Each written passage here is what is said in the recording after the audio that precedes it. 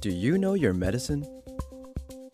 Weed Maps and SC Laboratories bring you an educational series on the science of clean and safe cannabis.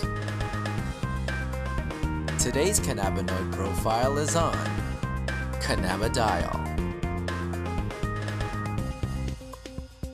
Cannabidiol, or CBD for short, is the second most prominent compound found in the cannabis plant.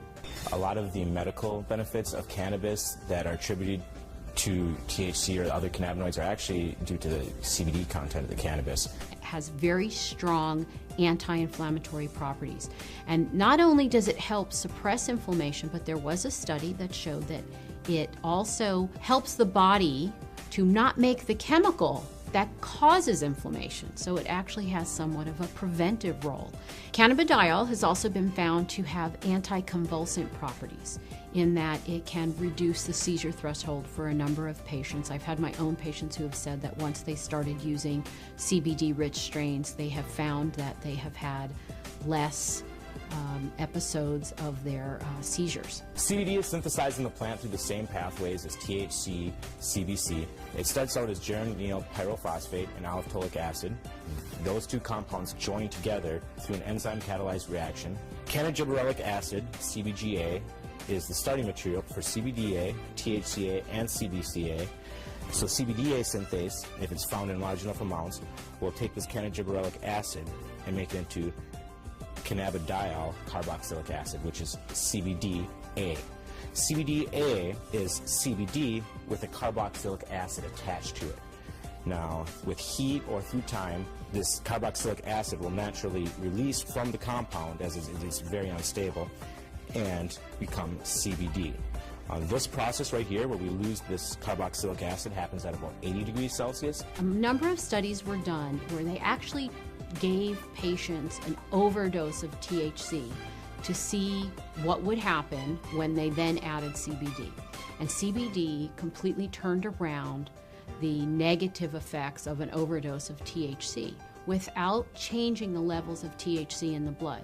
So that means that CBD exerts its own medicinal, just doesn't reverse THC, it actually has its own medicinal properties. CBD has been found to cause cancer cells to what we call commit suicide while preserving the normal cells. And what appears to happen is it appears to bind to the receptors on the cancer cells, which then induce the cancer cell to kill itself. Cannabidiol has also been found to be what we call biphasic in terms of sleep. So at low doses, it's what we call alerting. It kind of keeps you awake. At higher doses, it can be very sedating and cause you to sleep. But what's nice about that is you can control whether or not you are alert or you're feeling tired. When I started testing cannabis about 2 or 3 years ago, we saw virtually no high CBD plants. Almost every plant we tested was high in THC, anywhere from 10% to 20% THC, with some outliers on either end. Some plants would have maybe 1% CBD at the max, 1.5% CBD at the max. Now that we've been testing for a while, we see anywhere from 8 to 15% CBD and maybe 5 or 6% THC in these strains. Some strains we get a 50-50 ratio. It can happen in all different ratios, but what it is it's a recessive gene in plants. So we have breeders have to actively go and try and breed this back into these plants and find these high THC plants that might have that high CBD gene locked away and breed them together and see what they find. And really the only way you can know if it's high CBDA is to test it. With testing and growers or breeders having access to that knowledge base, we see them coming back and reversing some of the trends of the last 30, 40, 50 years and breeding the CBD back into the plants. Now, there have been a number of studies that have looked at cannabidiol, CBD, exerting a protective property to damaged neurons.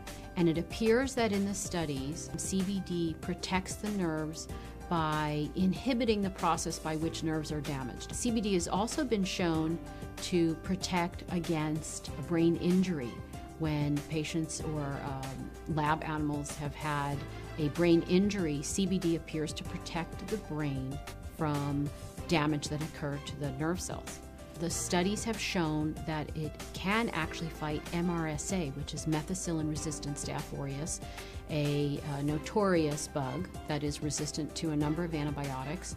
A topical application of cannabis was able to fight the infection, and the MRSA was eradicated from that infection site. SC Labs tests for CBD with a high-performance liquid chromatograph, also known as an HPLC. There's two different ways you can test for cannabinoids. It's either with an HPLC or with a GC. If you hear of someone testing with other methods, it's probably not a scientifically validated method. But with the problem with the GC is that the GC uses heat to test for these cannabinoids. And as I said earlier, all the acidic cannabinoids are very sensitive to heat. So the GC can give you no information about the acidic cannabinoids. It can only tell you about the non-acidic cannabinoids. The heat is decomposing these compounds. It's definitely decarboxylating all of them. And you're trying to measure it as these compounds are in a state of flux. And that's just, it's kind of fuzzy. So we use the HPLC because it keeps the cannabinoids in their natural state. They're in their liquid state. There's no alteration. There's no heat or anything like that happening. And so we get a much more accurate and a much more realistic picture of what's actually in the sample that we're testing. One of the important things for people to understand about cannabidiol is it is not psychoactive. That means it does not change your mood, your mentation, the way that THC has psychoactive properties and can actually cause what we call the high. CBD does not do that. For patients who are not interested in the THC effect but are interested in the CBD effect, this is a terrific choice for them to have.